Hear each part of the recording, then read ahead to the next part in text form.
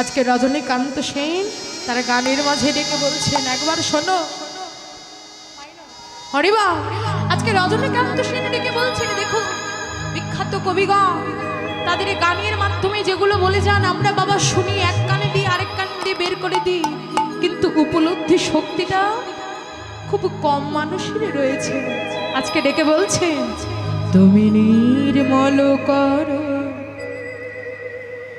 মঙ্গল করে মলিন মর্ম তব পুণ্য কিরণ দিয়ে যাক মোহ কালিমা ঘুচায় মলিন মর্ম তোমার ওই নির্মূল করে আমার সমস্ত মোহ মায়াকে তুমি দূরীভূত করে দাও। কেন জানো? আমার বাসনাগুলো কেমন একটু দেখো, লক্ষ শূন্য লক্ষ বাসনা ছুটিছে গভীর আধারে, জানি না কখন ডুবে যাবে কো আকুল গরল পাথারে। আমার লক্ষ লক্ষ কোটি কোটি বাসনা লক্ষ্যহীন ভাবে ছুটে চলেছে অনবরত, কিন্তু জানি না আমার এই জীবনের তরিখানা কখনই জানি ডুবে যায়। দয়াময় তুমি বিশ্ব বিপদ হন্তা, এসে দাঁড়াও রুধিয়া পন্থা, শ্রীচরণ তলে নিয়ে মত বাসনা ঘুচায় মলিন মর্ম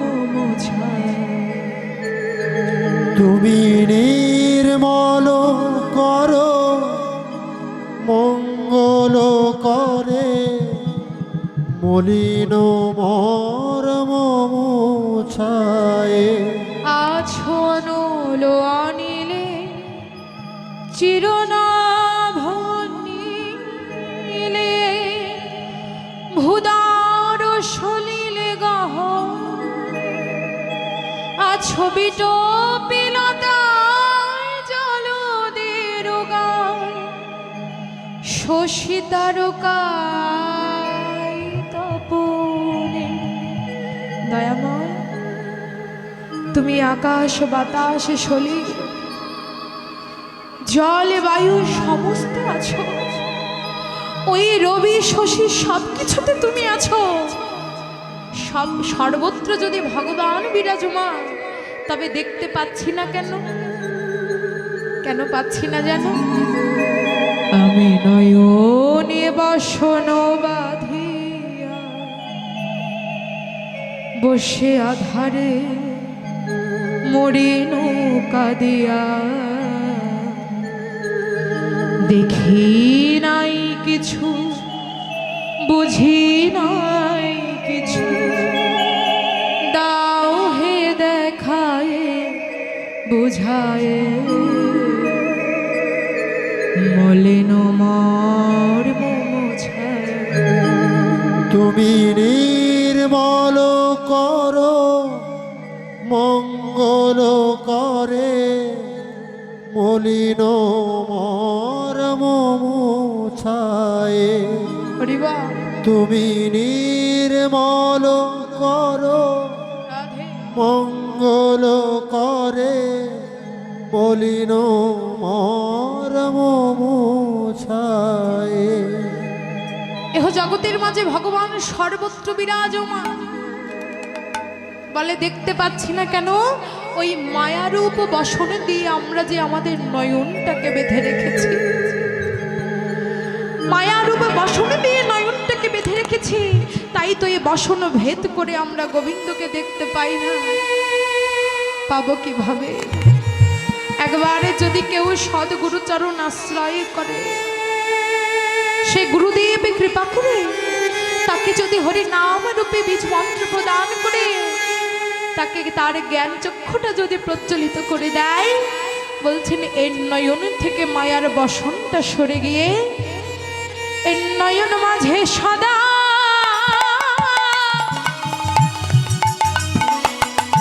কৃষ্ণ দেখিতে পাবে। সদা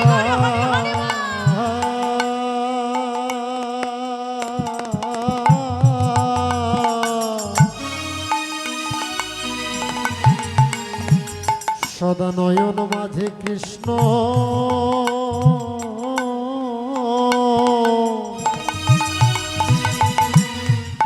কৃষ্ণ দেখতে পাবে। বদনে কৃষ্ণ কৃষ্ণ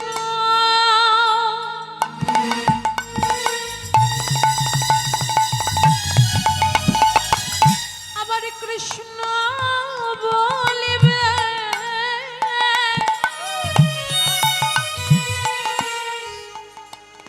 এই নয়ন মাঝে কৃষ্ণ দেখতে পাবে। সদা কৃষ্ণ কৃষ্ণ কৃষ্ণ বলবে, কৃষ্ণ কৃষ্ণ কৃষ্ণ বলবে, কৃষ্ণ কৃষ্ণ কৃষ্ণ বলে, কৃষ্ণ কৃষ্ণ কৃষ্ণ বলে, কৃষ্ণ কৃষ্ণ কৃষ্ণ বলে বদনে হরে হরে বলো।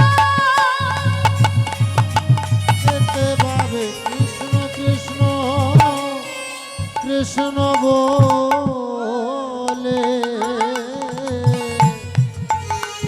সদা নয়ন মাঝে কৃষ্ণ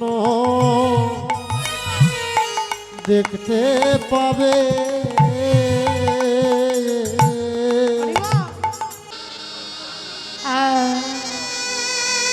কিছুদিন আগে দুর্গাপুজো গেল, লক্ষ্মী পূজাও চলে গেছে, সামনে কোন পুজো?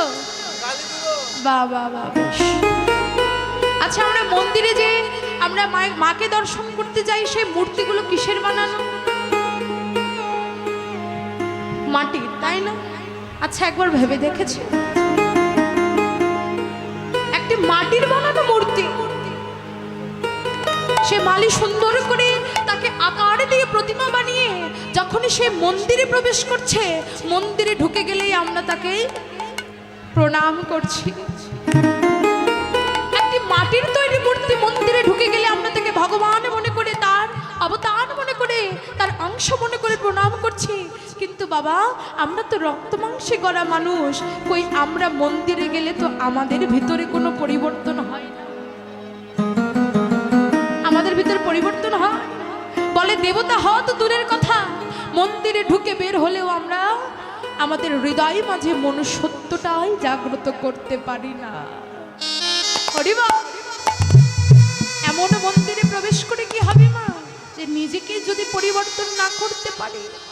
হরিবা, বর্তমানে পূজা হয় বাবা, আমরা বর্তমানে পূজা করছি, কে কত টাকা বেশি লাইটিং করতে পারে, কত বড় বড় প্যান্ডেল করতে পারে, কয় পেয়ার সাউন্ড বক্স করতে পারে, এগুলোর কম্পিটিশন হয়। যদি কম্পিটিশন হতো ভক্তি, তাহলে এহ সমাজটা আমাদের এমন হতো না। কি মা হতো? যদি কম্পিটিশন হতো ভক্তির, কি কতটা ভক্তি দিয়ে ভগবানকে ডাকছে, তাহলে আমাদের সমাজ এমন আর হতো না। ভগবান